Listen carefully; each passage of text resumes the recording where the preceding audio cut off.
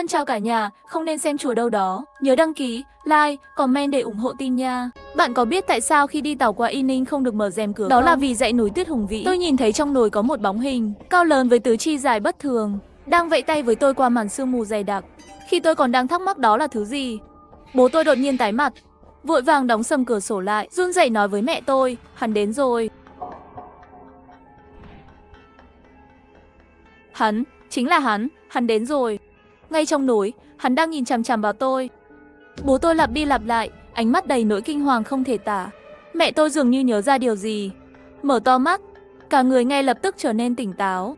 Anh có nhìn nhầm không? Đã mấy chục năm trôi qua rồi, thứ đó chắc đã chốt giả từ lâu rồi. Bố tôi lắc đầu. Chắc không nhầm được. Nghe thấy vậy, sắc mặt mẹ tôi cũng tái nhợt đi. Bà kéo rèm cửa ra một khe nhỏ, lén nhìn ra bên ngoài. Nhìn một lúc lâu, sắc mặt mẹ tôi mới dần lấy lại chút máu. Chắc chắn anh nhìn nhầm rồi. Trong núi chẳng có gì cả. Anh có phải thấy tôi sắp ngủ nên cố tình dọa tôi không? Không thể nào, tôi rõ ràng đã nhìn thấy mà. Đã dọn nhà đi bao nhiêu năm rồi, thứ đó đã bao giờ xuất hiện đâu. Sao lần này chúng ta đi xa mà nó lại xuất hiện? Anh có biết đây là đâu không? Cách chỗ đó gần 200 cây số cơ mà. Chắc là tôi nhìn nhầm rồi. Dù cho thứ đó chưa chớt, với khoảng cách xa như vậy, chắc chắn không thể đuổi kịp. Bố tôi vẫn chưa từ bỏ, ông kéo rèm cửa hé ra một khe nhỏ nữa. Chỉ nhìn một cái, cả người bố tôi run bắn, suýt nữa bật khỏi chỗ ngồi. Phản ứng của bố tôi khiến những người trong toa tàu không hiểu gì. Ai nấy đều nhìn về phía ông. Mẹ tôi tát mạnh vào bố tôi một cái. Hù dọa cái gì mà ghê thế? Bố tôi kéo rèm cửa lại thật chặt, run rẩy mất một lúc mới ngừng lại được. Thật sự là nó đến rồi. Nhìn vẻ mặt của bố tôi, dường như ông không hề nói đùa. Mẹ tôi nhìn qua khe rèm cửa sổ, cũng lén nhìn một cái. Ngay giây tiếp theo, cả người bà run như thể mất hết sức lực ngồi phịch xuống ghế. Tại sao chứ? Đã mấy chục năm trôi qua rồi. Hơn nữa đó là lỗi lầm của thế hệ trước. Tại sao nó vẫn không buông tha chúng ta? Tôi bị phản ứng của bố mẹ làm cho bối rối. Bố mẹ, rốt cuộc đó là thứ gì vậy? Bố tôi lắc đầu. Tôi không thể nói tên của nó. Nếu không nó sẽ nhớ giọng nói của chúng ta. Lúc đó, thật sự sẽ không còn cơ hội nữa. Tôi không hiểu tại sao bố mẹ lại sợ hãi như vậy. Vì tò mò, tôi cũng nhìn qua cửa sổ một cái. Bóng dáng đó không biết vì sao trông lớn hơn rất nhiều so với lần đầu tiên tôi nhìn thấy. Cơ thể nó dường như được bao phủ bởi một lớp lông dày. Trời quá tối, khoảng cách lại xa nên tôi không thể nhìn rõ hình dáng của nó. Chỉ biết đó là một sinh vật hình người, tay chân rất dài. Ban đầu nó vẫn ở lưng chừng núi, nhưng chỉ trong vài câu nói ngắn ngủi, nó đã xuống đến chân núi. Mẹ tôi run rẩy nắm lấy tay bố tôi. Lão Lý, chúng ta không thể ngồi đây chờ chớt được. Tuyết lớn đã chặn núi rồi, tàu hỏa cũng dừng lại. Không biết đến khi nào mới có thể tiếp tục chạy. Thứ đó có thể đuổi theo từ khoảng cách 1 đến 200 cây số. Bây giờ gần như vậy, chẳng mấy chốc nó sẽ đến đây. Bố tôi suy nghĩ một lúc rồi đi sang các tòa khác tìm nhân viên tàu. Chẳng mấy chốc, ông quay lại. Sao rồi? Mẹ tôi nôn nóng hỏi. Tuyết rơi quá lớn, ít nhất đến ngày mai tàu mới có thể chạy tiếp. Mẹ tôi vô lực ngồi phịch xuống ghế. Thế là xong rồi. Sau một lúc im lặng, bố tôi bất ngờ kéo mẹ tôi đứng dậy. Mau đi, chúng ta sang tàu khác. Trên tàu này nhiều người như vậy, mùi rất lẫn lộn. Chúng ta đổi chỗ khác đi, có lẽ thứ đó sẽ không tìm thấy chúng ta.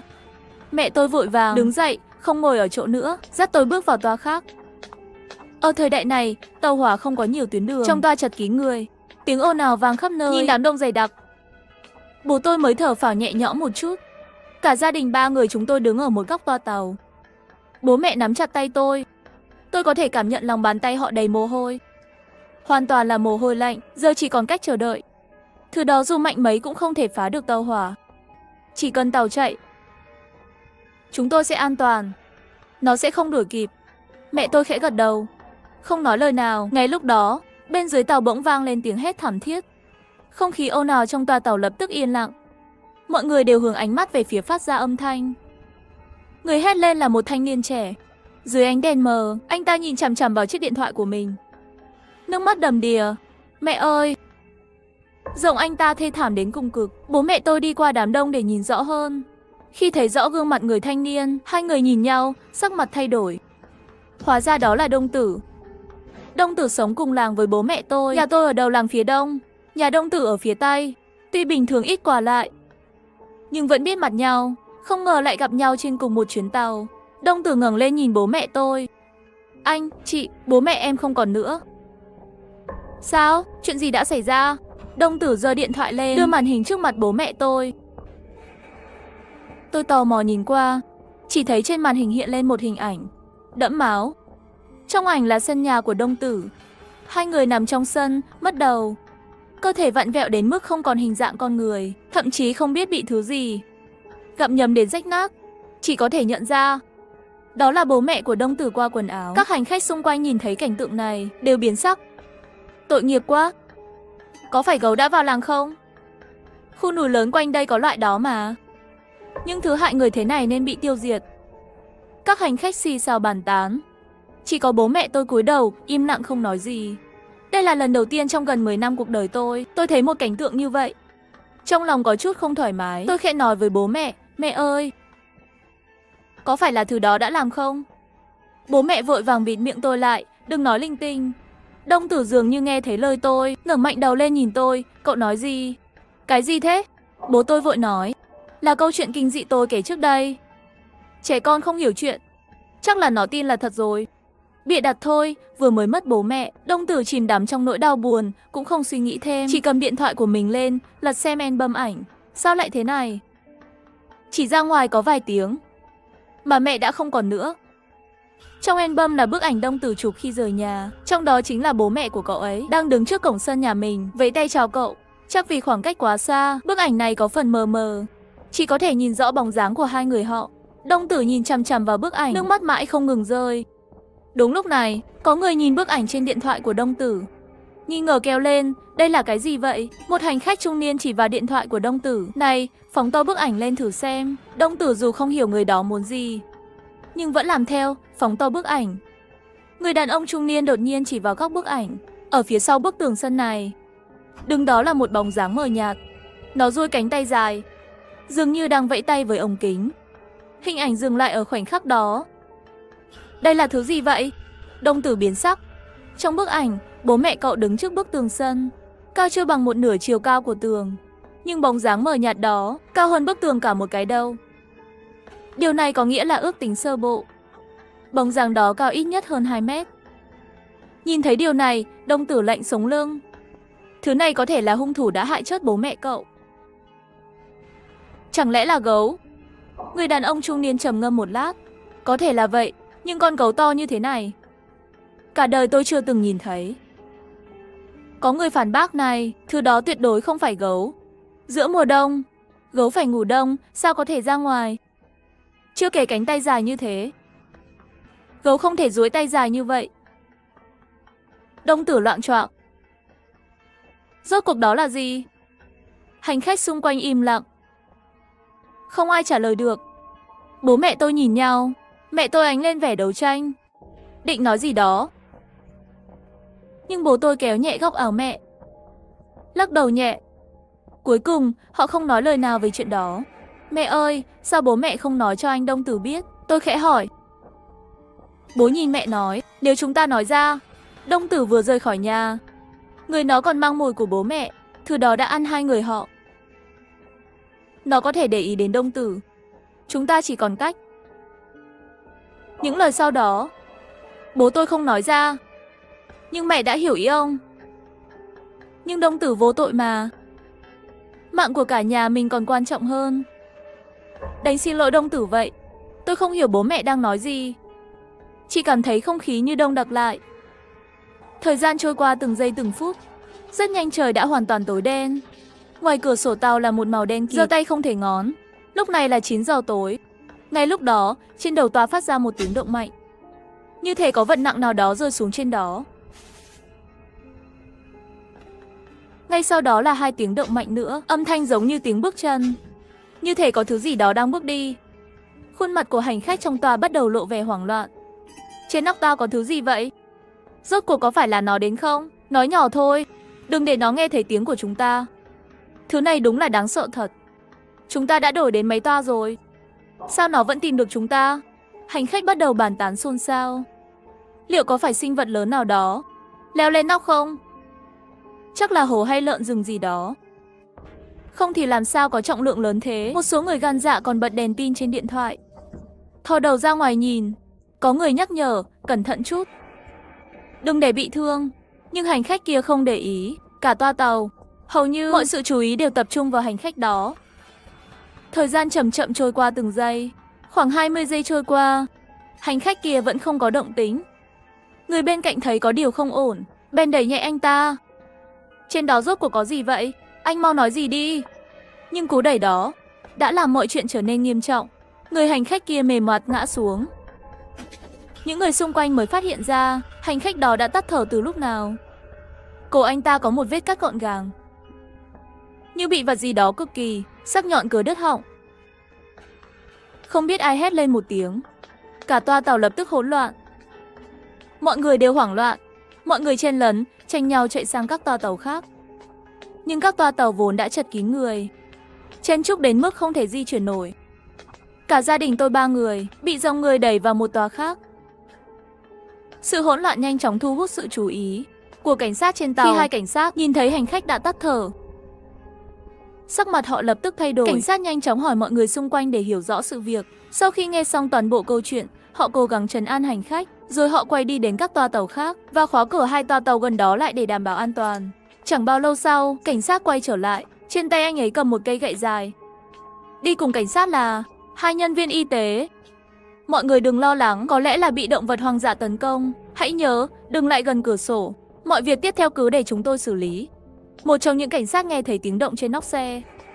Anh mở một khe nhỏ trên cửa sổ. Cây gậy dài trên tay phát ra tia lửa.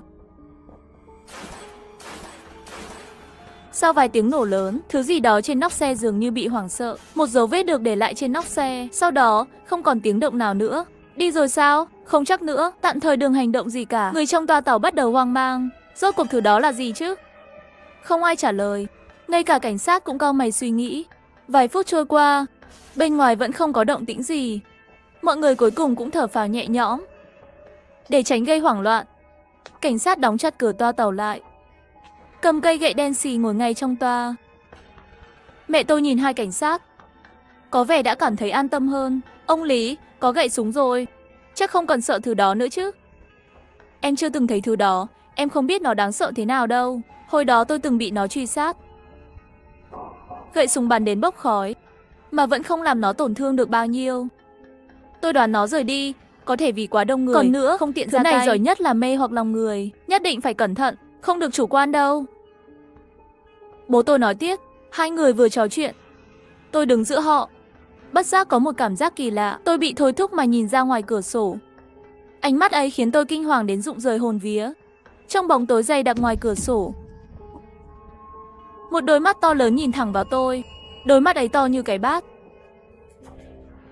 phát ra ánh sáng vàng. Miệng thì gần như rách đến tận như đáy, đang cười với tôi. Chỉ trong chớp mắt, nó biến mất vào bóng tối. Tôi bị dọa đến mức không thốt lên được lời nào, cả người run rẩy không ngừng. Lúc này bố mẹ tôi mới nhận ra điều bất thường. Sao thế con? Con thấy nó rồi. Thấy gì cơ? Bố tôi tái mặt. Ông nhìn ra ngoài cửa sổ theo phản xạ, nhưng ngoài kia chẳng có gì cả. Cả nhà quyết định di chuyển sang một tòa khác để đảm bảo an toàn. Thời gian dần trôi qua, không có thêm bất kỳ động tĩnh nào từ bên ngoài. Cảnh sát tuần tra 2 lượt, nhưng vì đã có người thiệt mạng, mọi người trong toa tàu đều không ngủ được. Dần dần, có người bắt đầu lên tiếng trò chuyện. Đột nhiên, một hành khách nhìn Đông Tử, nói, thứ đó có phải do cậu ta dẫn tới không? Ý anh là gì? Bố mẹ cậu bị thứ kỳ lạ đó ăn thịt. Có khi nào nó chưa no, nên tìm tới đây theo mùi của cậu không? Câu nói này khiến cả toa tàu rơi vào bầu không khí căng thẳng, đầy bàn tán. Đúng vậy, thứ đó giết người nhanh như vậy, chắc chắn không phải động vật hoang dã thông thường. Chỉ có cái bóng trong điện thoại cậu ta mới làm được như vậy. Đừng nói bậy. Một người bất ngờ giật lấy điện thoại của Đông Tử và mở màn hình. Mọi người đổ dồn ánh mắt vào chiếc điện thoại. Tấm ảnh được đưa ra trước mắt mọi người trong qua đây tàu. Xem, chẳng lẽ không phải loại sinh vật này mới kỳ lạ như vậy sao? Mọi người nhìn thấy sinh vật kỳ lạ, ánh mắt nhìn Đông Tử lập tức thay đổi. Là cậu, chính cậu đã đưa nó đến đây. Là cậu đã dẫn dụ nó đến. Đông Tử bị ánh mắt của mọi người làm hoảng loạn, di chuyển về phía chúng tôi tìm kiếm sự bảo vệ. Bố tôi im lặng một lúc rồi lên tiếng. Mọi người đừng đổ lỗi bừa bãi. Dù cho thứ đó có đến, cũng chẳng có gì phải sợ. Còn có đoàn tàu bảo vệ chúng ta mà. Lúc nãy chẳng phải nó đã leo lên mái tàu sao? Nhưng vẫn không vào được đây. Nghe vậy, âm thanh ồn ào trong toa tàu cuối cùng cũng dịu xuống. Cũng chỉ vì vị khách xấu số kia đến. Nếu anh ta không thò đầu ra ngoài, có lẽ sẽ không xảy ra chuyện này. Nhưng mà sau sự việc này, mọi người trong toa tàu gần như không ai ngủ được. Nhưng tôi thì buồn ngủ quá, không biết từ lúc nào đã ngủ thiếp đi. Cũng chẳng biết đã qua bao lâu, mơ màng cảm thấy có người đang vuốt đầu tôi. Cảm giác này rất dễ chịu, giống như mẹ đang nhẹ nhàng vuốt ve đầu tôi. Tôi trở mình nói, mẹ, đừng vuốt nữa. Mẹ tôi nhíu mày, mẹ có chạm vào con đâu. Bà theo phản xạ nhìn về phía bố tôi, chỉ thấy mắt bố tôi mở to tròn xoe, lặng lẽ lắc đầu với mẹ. Mẹ tôi dường như cũng hiểu ra điều gì, cắn chặt môi. Bà ôm tôi, lặng lẽ đưa tôi sang phía bên kia toa tàu. Chúng tôi vừa rời đi chưa lâu, bỗng từ đầu toa tàu vang lên một tiếng động dữ dội. Một tảng đá lớn từ vách núi lăn xuống, đập vỡ một lỗ hổng trên toa tàu. Âm thanh vang lớn, khiến hành khách ở vài toa gần đó hét lên hoảng loạn. Hai hành khách ngồi gần đó bị lực tác động mạnh làm ngã xuống đất. Họ lập tức bất tỉnh. Khi mọi người chưa kịp phản ứng, một cánh tay đầy lông dài xuất hiện, nắm lấy một hành khách và lôi ra ngoài. Quái vật, lại là quái vật. Lần này, nhờ ánh sáng mờ nhạt trong toa tàu, mọi người đã thấy bóng dáng của thứ đó. Tiếng la hét vang lên không ngừng. Cảnh sát trên tàu nhanh chóng chạy tới. Chuyện gì xảy ra vậy? Quái vật, là quái vật. Tôi đã thấy nó, toàn thân đầy lông. Mắt nó giống như cái bát vậy. Cảnh sát cầm đèn pin chiếu qua khe cửa để quan sát bên ngoài. Không có gì cả. Có thể mọi người bị ảo giác. Mọi người đừng hoảng loạn. Có lẽ chỉ là động vật hoang dã trong rừng thôi. Nhưng có người vừa bị kéo đi mà. Tất cả chúng tôi đều nhìn thấy. Làm gì có hành khách nào mất tích. Đừng lan truyền thông tin đáng sợ. Chỉ là tảng đá lớn rơi từ trên núi xuống thôi. Cảnh sát nói thêm vài câu, rồi quay lưng bỏ đi. Bố tôi trầm ngâm, thứ đó thật sự đáng sợ. Nó không thể phá vỡ tàu thì leo lên núi đẩy đá xuống. Ông nói rằng chính nó đã đẩy tảng đá xuống sao? Mục tiêu của nó có lẽ chính là chúng ta. Nhưng có lẽ nó chưa ngờ rằng chúng ta đã phát hiện ra nó. Vậy bây giờ phải làm gì? Hiện tại chỉ còn cách chờ xem tình hình. Nếu nó chưa đạt được mục đích, nó sẽ không rời đi dễ dàng. Phải cực kỳ cẩn thận. Ngay khi bố vừa dứt lời, có người trong toa tàu hét lên. Cả người họ run lẩy bẩy. Tôi nhìn thấy nó rồi. Giống như một gã khổng lồ đầy lông vừa lướt qua bên ngoài tàu. Rốt cuộc thứ đó muốn làm gì? Có lẽ chúng ta nên chạy đi. Nếu ở lại đây, nó có thể sẽ hại chết tất cả chúng ta. Con quái vật này, ai đó nói một câu, và lập tức có người phụ họa. Những tiếng nói như vậy trong toa tàu ngày càng nhiều hơn. Đông Tử không biết từ đâu bước đến, nói với bố mẹ tôi, anh Lý, chị dâu, chúng ta cũng nên chạy thôi. Bố tôi lắc đầu. Đông Tử cố khuyên vài câu nữa nhưng không thuyết phục được. Bố mẹ tôi cuối cùng vẫn theo đám đông ra ngoài. Nhìn theo bóng lưng của Đông Tử, tôi luôn cảm thấy có gì đó không đúng. Trong đầu tôi đột nhiên xuất hiện một ký ức.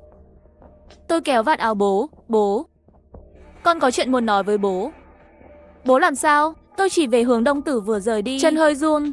Bố, anh Đông Tử chẳng phải đã chết từ mấy năm trước rồi sao?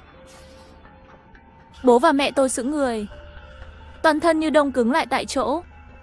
Bạn có biết vì sao ban đêm mùi tàu hỏa lại không thể mở rèm cửa? Đó là vì tuyết lớn đóng kín. Tôi nhìn thấy trên núi kia rất dài, đứng trong màn sương, vẫy tay gọi tôi. Trong lớp sương mù dày đặc, chúng ngoắc tôi. Ba tôi sắc mặt đại biến, hồn hển đóng sầm cửa sổ, toàn thân run rẩy. Ông quay sang mẹ tôi nói, nó đến rồi. Rốt cuộc nó là thứ gì? Vì sao ba mẹ lại sợ hãi đến thế? Đồng Hương Đông Tử rõ ràng đã chết, tại sao lại xuất hiện cùng chúng tôi trên cùng một chuyến tàu? Mọi chuyện càng lúc càng ly kỳ. Ba mẹ tôi ngẩn người độ mấy phút, rồi nhanh chóng lấy lại bình tĩnh. Ba tôi chau mày, chắc con nhớ lầm đấy. Đông Tử chết khi nào cơ? Tôi vỗ vỗ đầu, lại thêm phần hoang mang. Chẳng lẽ tôi nhớ sai thật? Nếu không, sao người chết có thể sống lại? Không đáp, mà chỉ lặng lẽ nhìn ra ngoài cửa sổ tàu. Bây giờ là nửa đêm, bên ngoài đen như mực, sương mù bao phủ. Trong tình huống ấy mà ra ngoài, rõ là hành động thiếu khôn ngoan. Thế mà những người kia lại cứ làm như thế. Ba tôi không biết nhớ ra điều gì, mặt biến sắc. Hỏng rồi, có người trong toa tàu này bị thứ đó mê hoặc. Đang kéo nhau ra khỏi toa, vẻ nghiêm trọng. Cho đến lúc mọi người đi sạch thì ba người nhà mình thành bia sống mất. Lão Lý, hay là chúng ta đi theo họ ra ngoài? Bây giờ tình hình chẳng có thời gian mà suy nghĩ nhiều. Ba tôi trầm ngâm chốc lát. Được. À mà, lấy quần áo trong vải đến ly ra, ta thay hết để che giấu tối đa mùi của chúng ta. Phải rồi, ông lại lục trong túi mẹ, lôi ra chai xịt phòng, xịt lên cả ba người chúng tôi. Trong toa tàu này ở lâu, chắc hẳn nhiều người đã dính mùi nhà mình. Giờ ta đổi mùi, chắc hẳn ít ai nghi ngờ. Ở tàu hỏa lâu như thế, Không ít người đã nhủa môi của gia đình ta, nay chúng ta đổi mối rồi. Hy vọng có thể đánh lừa được con quái kia. Ba tôi vừa nói, rồi dẫn mẹ tôi và tôi lao ra ngoài. Lúc này, hầu như mọi người trong toa đều đã rời đi. Ai có đèn tin thì bật đèn tin, ai có điện thoại thì bật đèn. Ánh sáng giúp xung quanh sáng thêm đôi chút, nhưng vì sương mù quá dày nên những tia sáng không thể vươn xa trong màn đêm. Chúng cứ thế bị bóng tối nuốt chửng. Đông Tử từ đám đông đi tới, anh chị Lý. Mình đi cùng nhau đi, ba tôi thoáng do dự. Rồi khẽ gật đầu. Đông Tử, cậu cởi bộ quần áo đó ra thay bộ khác đi. Đông Tử không hiểu ba tôi có ý gì, nhưng vẫn làm theo. Sau đó, ba tôi lại xịt thêm ít bình xịt phòng lên người cậu ấy.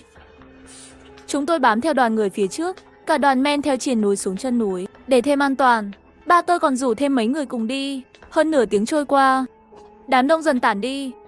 Nhà tôi cộng với Đông Tử, cùng mấy người ba tôi vừa gọi, tổng cộng 10 người, đi ra ngoài kiểu này. Ít ai mang theo đèn pin chuyên dụng, hầu hết chỉ có mấy thiết bị chiếu sáng nhỏ. Những tia sáng ấy không đủ rọi sáng đường phía trước. Chúng tôi chỉ đành men theo lối mòn xuống chân núi, bước thật cẩn thận. Không biết đã qua bao lâu, trong núi bỗng nổi gió. Một luồng sương mù dày thổi ập tới. Vốn tầm nhìn chỉ được vài mét, giờ chỉ còn thấy được người ngay bên cạnh. Thậm chí tầm nhìn chưa đến 1 mét. Ba tôi nói lớn hơn một chút. Mọi người cứ đi được một đoạn lại ôm lấy thân cây, để khỏi lạc nhau. Mọi người cùng lên tiếng đồng ý. Phụ thân tôi dừng lại. Ông hắng giọng rồi bắt đầu đếm. 1, 2, 3, 4, 5, 6, 7, 8, 9, 10. 11, tôi thấy rõ người phụ thân khẽ run. Rõ ràng chỉ có 10 người, vậy người thứ 11 ở đâu ra? Khoảnh khắc này mọi người đều hoảng loạn, cả nhóm bắt đầu gào lên, ai đấy? Nhanh ra ngoài đi, nhanh lên. Ba tôi và mẹ tôi nắm chặt tay tôi, toàn thân đầy mồ hôi. Các bạn đang làm gì vậy? Sao còn dừng lại bên cây? Một người đột ngột bước ra từ sâu trong sương mù. Người đó khan khổ ho một tiếng. Tôi chỉ đi lầm đường và lạc mất người phía trước. Có thể đi cùng các bạn được không? Mọi người dù hơi không vui, nhưng cũng không nói gì thêm, chỉ bảo anh đừng đến đây. Thật sự mọi người lại bắt đầu đi tiếp. Không qua vài phút, trong núi bỗng phát ra một tiếng la hét kinh hoàng. Khuôn mặt ba tôi đã thay đổi, thứ đó bắt đầu gây hại. Nghe thấy điều này, mẹ tôi cũng mặt trắng bệch. Mọi người không nói gì, chỉ cúi đầu lại, lặng lẽ tăng tốc. Một chặng đường đã đi qua, tiếng la hét trong núi cứ lúc lắc lư. Không biết bao nhiêu người đã tay rách làm độc. May mắn là những tiếng la hét đó còn khá xa chúng tôi. Nhiều người trong núi thì quái vật đó chưa thể tìm đến trong thời gian ngắn. Có lẽ đã qua 1 tiếng đồng hồ nữa, những vật dụng bên cạnh dần trở nên mờ nhạt, tầm nhìn chỉ còn vài mét. Lúc này đã là khoảng 5 giờ sáng. Dưới chân núi có lẽ là một ngôi làng, có tiếng gà gáy và chó sủa. Tôi rửa mặt nhanh chóng, nên vội đến chân núi. Chúng ta tìm một chiếc xe để rời khỏi nơi ma quái này. Mọi người lại tăng tốc bước đi một lần nữa. Cuối cùng sau nửa tiếng nữa, một số người chúng tôi đến ngôi làng nói. Tiếng la hét trong núi cũng dần không còn nghe thấy. Đến chân núi, một nhóm người cũng phân tán. Mọi người chạy trốn riêng. Tôi và ba mẹ đến một hộ gia đình, đứng trước cửa nhà có đèn bật. Tôi gõ cửa. Người mở cửa là một chàng trai trẻ, trông khoảng 20 tuổi. Anh ấy nhìn chúng tôi một cách cảnh giác. Các bạn đang làm gì vậy? Đập cửa nhà chúng tôi làm gì vậy? Là như vậy, tuyết lớn đã đóng đường rồi, tàu hỏa không thể đi được. Gia đình chúng tôi có việc gấp nên đã xuống núi. Người trẻ nhìn ba mẹ tôi mang hành lý, cũng không giống như người dân thường, lại ngần ngại một lúc, làm chúng tôi gia nhập vào sân của anh ta. Trong cái mùa đông lạnh lẽo như thế này, anh lớn, cậu này thật mù mịt. Cố gắng gấp gáp để làm gì vậy? Có chút việc gấp em ạ, nhà em có xe không? Gia đình chúng tôi muốn đi tới thị trấn gần đó bằng xe. Tôi đâu có mua được xe được. Yên tâm đi, chắc chắn sẽ không cho em trống rỗng. Chúng tôi không lừa em đâu. Thật sự không có xe đâu. Ba tôi rút ra từ túi áo một tờ tiền giấy. Vậy em biết ai trong làng có không? Người trẻ vừa lúng túng một lúc, đẩy tay ba tôi đưa tiền trở lại. Gia đình trưởng làng có một chiếc 3 bánh. Tôi có thể giúp em đi hỏi hỏi. Cảm ơn cậu, anh nhỏ. Người trẻ lắc đầu biểu thị không cần. Sau đó khóa cửa sân trong nhà mình lại. Quay lại rồi chuẩn bị rời sân. Ba tôi vội gọi lại anh ta. Được rồi, khi em trở lại, nhớ đập cửa 4 lần. Đập 1 lần trước, rồi tiếp tục đập 2 lần nữa, cuối cùng đập thêm 1 lần nữa. Điều này nghĩa là gì vậy? Người trẻ lại nhíu mày, không hỏi được. Ba tôi ho một tiếng, chỉ lo lắng rằng ai đó sẽ đến đây. Người trẻ có vẻ bối rối trên khuôn mặt, nhưng cũng không nói thêm gì, gật đầu rồi đi ra ngoài. Lão Lý, chúng ta không đi cùng nhau à? Hay để thôi, tôi cũng không muốn liên quan đến thứ đó. Thực sự đã đi kèm chưa? Nếu chúng ta đi theo đã, đi cùng người trẻ thì không phải làm hại anh ta sao? Khoảng nửa tiếng sau khi người trẻ đi ra ngoài, tiếng động cơ xe cộ vang lên từ ngoài cửa.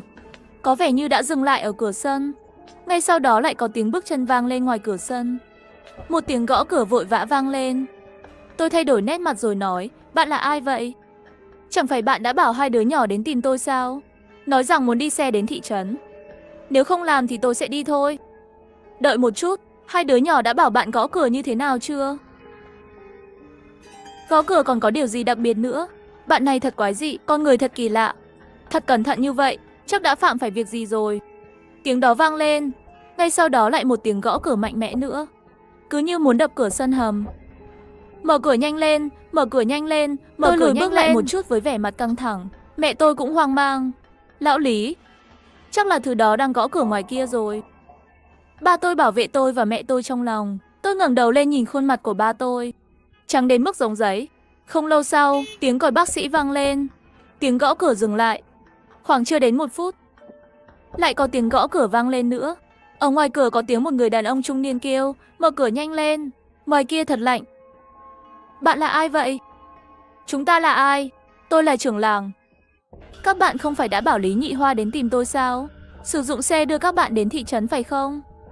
Ba tôi nổi cục cứng da gà, giọng nói đều run rẩy một chút. Anh đã từng nói với bạn cách gõ cửa chưa?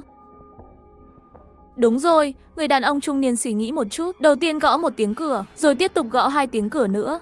Cuối cùng lại gõ thêm 1 tiếng. Nhìn thấy dấu hiệu đúng, ba tôi mới mở cửa sân. Ở ngoài cửa là một người đàn ông trung niên khoảng 40 đến 50 tuổi, vẫn đậu một chiếc ba bánh. Trưởng làng, khi anh đến đây trước đó, có phát hiện điều gì kỳ lạ không? Tôi có vẻ như đã thấy hình dáng gì đó. Trong sương mù, tôi còn nghĩ mình đã nhìn nhầm. Khi chúng tôi xuống núi, cũng đã gặp phải điều này. Không thể nhìn rõ, cũng không biết có phải là gấu mù hay không. Nghe thấy điều này, trưởng làng vội bước vào sân nhà, rồi khóa cửa lại thật chặt. Bạn này, anh em, tại sao không nói sớm? Đây không phải là vì gấp gáp mà đang đi trên đường sao? Không nghĩ đến điều này. Ai biết rằng anh ta lại đi xuống núi cùng chúng tôi. Trưởng làng, bạn có thể bán xe của bạn cho tôi không? Mẹ tôi nhìn ba tôi một cái, có vẻ như cũng hiểu ý anh ta. Nếu để trưởng làng lái xe đưa chúng tôi đi, thì thứ đó sẽ đuổi kịp rồi. Có thể sẽ làm trưởng làng bị cuốn vào. Bạn có thể cho bao nhiêu tiền? Ba tôi rút ra một ít tiền giấy từ túi áo. Tôi chỉ có được như thế này. Bạn thấy sao? Được không? Chắc chắn không mua được xe ba bánh của tôi đâu. Thì để tôi đưa các bạn đi thôi. Không còn cách nào khác, ba mẹ tôi chỉ có thể để trưởng làng lái xe ba bánh đưa chúng tôi đi. Chiếc xe mới đi được không xa, trưởng làng đã phanh xe lại. Anh ta quay đầu lại, biểu cảm kỳ lạ nhìn gia đình chúng tôi. Các bạn đã nghĩ chưa? Các bạn đã bảo Lý Nhị Hoa đến tìm tôi, nhưng tại sao anh ta lại không đi cùng tôi về? Ba mẹ tôi cứng giận. Bạn này ý nghĩa gì vậy? Trưởng làng cười lạnh lùng và hừ lên một tiếng. Có thể có một khả năng nào đó. Không phải là trưởng làng. Thân chào cả nhà, không nên xem chùa đâu đó. Nhớ đăng ký, like, comment để ủng hộ team nha. Chuyện này xảy ra khi tôi 7 tuổi. Làm cho tôi sợ hãi cho đến bây giờ. Bên làng chúng tôi có một con sông, nhưng mọi người đều nói con sông đó không sạch sẽ, không bao giờ để chúng ta lại gần. Nhưng hôm đó thời tiết rất nóng. Mấy đứa nhóc chúng tôi trốn người lớn chạy xuống sông, chuẩn bị xuống sông tắm. Mấy người bọn họ đều nhảy xuống. Ngay khi tôi cũng chuẩn bị cởi quần áo xuống sông, bụng tôi bỗng nhiên đau. Lúc này thằng nhóc nhị cầu gọi tôi. Kim Nguyên bảo mau xuống đây. Nước mắt quá. Nhưng bụng tôi ngày càng đau. Sắp không nhịn được rồi. Bắt đầu sắp tăng cường pháo bắn lên. Sau khi bụng thoải mái, tôi ra khỏi bụi cỏ.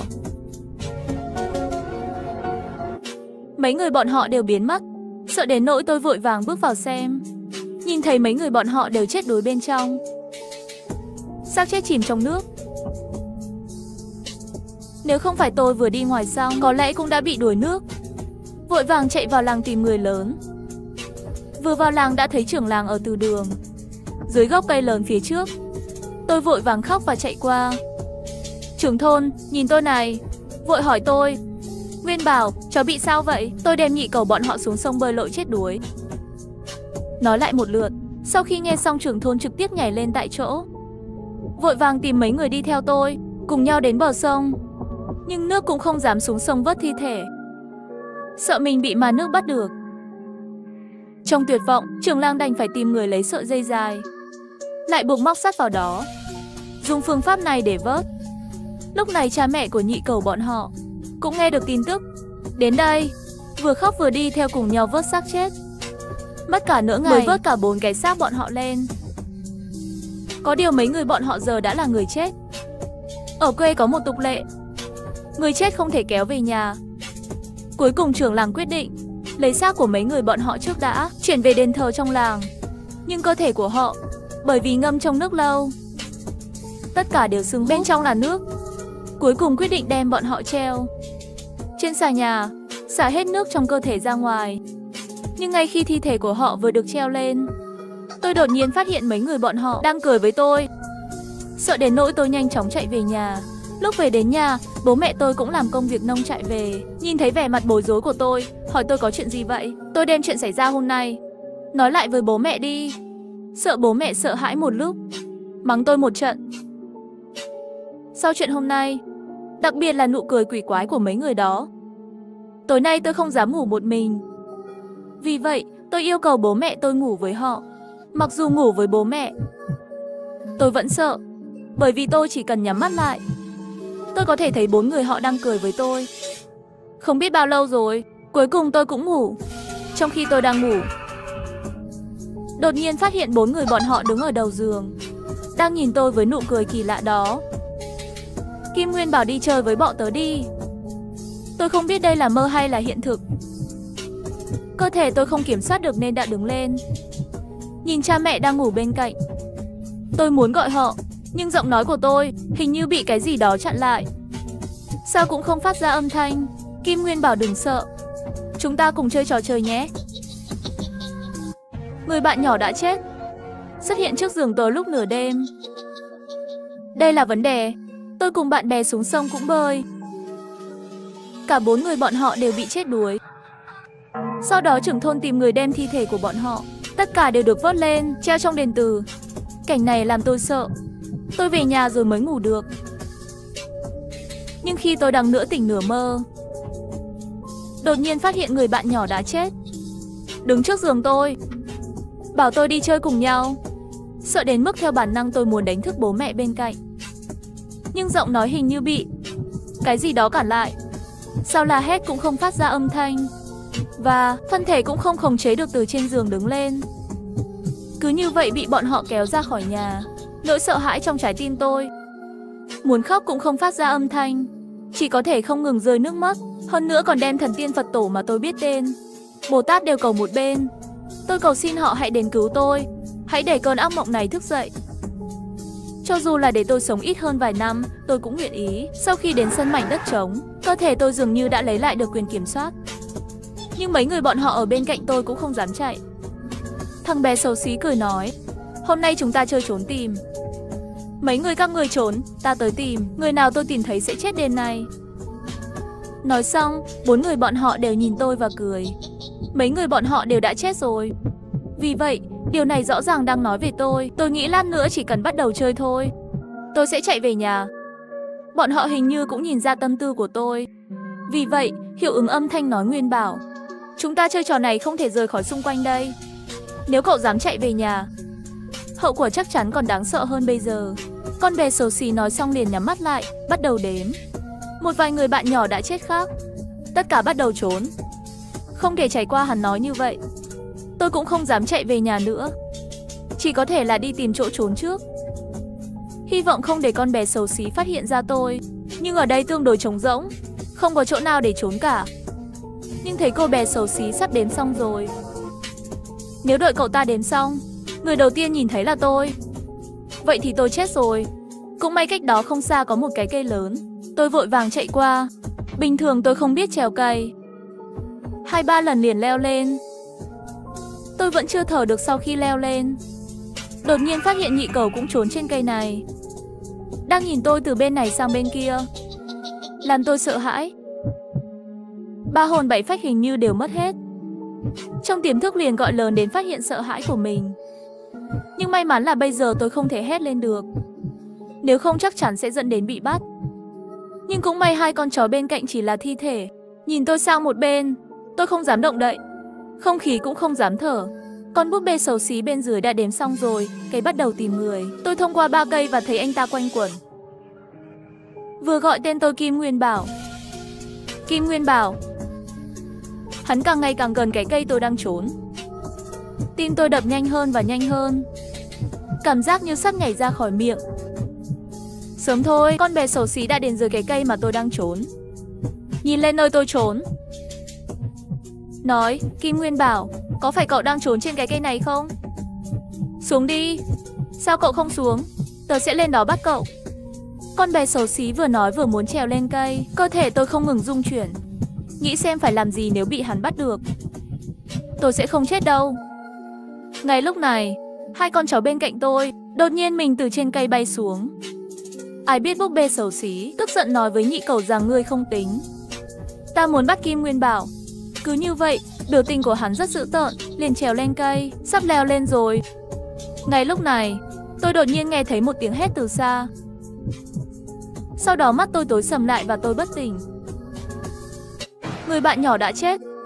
Nửa đêm lại xuất hiện trước giường tôi, kéo tôi đi chơi trốn tìm. Nếu tôi bị bắt và thua, tôi sẽ chết. Ngay khi tôi sắp bị bắt, mắt tôi tối sầm lại, mất ý thức. Khi tôi thức dậy lần nữa, tìm thấy mình trong ngôi đền. Trên đầu tôi treo những người bạn nhỏ đã chết. Sau khi nhìn thấy tất cả những điều này, sợ tôi lùi lại vài bước. Đêm qua không phải nằm mơ sao? Mọi thứ đều là thật. Ngay lúc này, trên cơ thể của người bạn nhỏ có một giọng nói quen thuộc. Kim Nguyên Bảo tối qua không bắt được cậu. Tối nay chúng ta tiếp tục nhé. Tôi nghe thấy âm thanh này lập tức rùng mình. Trực tiếp sợ đến khóc lên. Và tiếng khóc của tôi cũng thu hút bố mẹ tôi. Họ không thấy tôi sau khi thức dậy. Thêm vào đó, những gì đã xảy ra ngày hôm qua, sợ tôi cũng bị tai nạn, cho nên liền gọi hàng xóm cùng tìm tôi. Vừa đến gần đền thờ thì nghe thấy tiếng khóc của tôi. Vội vàng xông vào. Tôi cũng hơi táo bạo khi nhìn thấy bố mẹ. Vội vàng chạy về phía họ. Ba mẹ vội vàng hỏi tôi vì sao lại chạy đến đây. Tôi khóc và kể lại những gì đã xảy ra tối qua. Và nó cũng cho thấy tối nay họ sẽ tiếp tục tìm tôi. Sau khi nghe xong bố mẹ cũng hoảng hốt, không biết phải làm gì nữa. Mọi người đều nhìn về phía trưởng thôn. Trưởng làng cau mày nói nếu chuyện liên quan đến linh dị, đây không phải là việc mà người bình thường chúng ta có thể quản lý được nữa. Bây giờ cũng chỉ có thể mời pháp sư đến giúp đỡ.